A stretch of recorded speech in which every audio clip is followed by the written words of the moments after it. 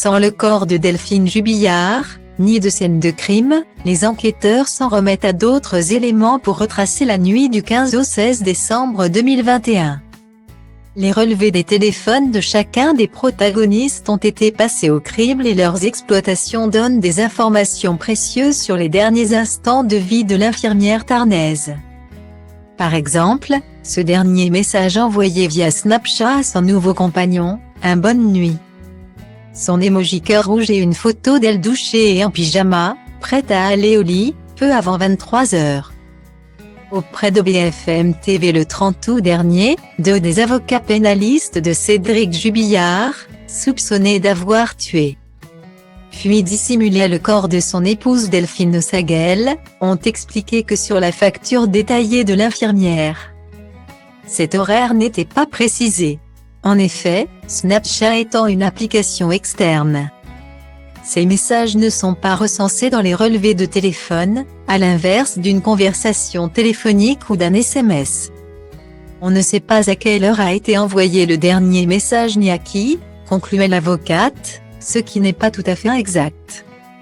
Les relevés de téléphone de Delphine Jubillard ont également montré que l'application WhatsApp a été brièvement ouverte à 0h11 et que la caméra de son téléphone a été activée à 1h33 à la nuit de sa disparition. Des activations toujours aussi mystérieuses à ce jour. De plus, dans la soirée du 9 février, le téléphone portable de la victime, notamment ses comptes Facebook et Messenger ont été réactivés. Comme le précisait le parquet de Toulouse au site Actu Toulouse. L'analyse des relevés de l'appareil de Cédric Jubillard démontrait qu'il avait passé son début de soirée à jouer au jeu Game of Thrones, avant de l'éteindre à 22h30. Après avoir allumé son téléphone aux alentours de 3h53. Le plaquiste a activé l'application Badon, où il avait déjà rencontré plusieurs femmes. Avant d'appeler Delphine frénétiquement, 200 fois, de contacter ses amis et finalement la gendarmerie. Au lendemain de cette nuit agitée, il envoie un SMS à une des amies les plus proches de Delphine, « J'ai grillé Delphine en train d'envoyer des photos à un mec. Si elle a un amant je lui mettrai à l'envers ».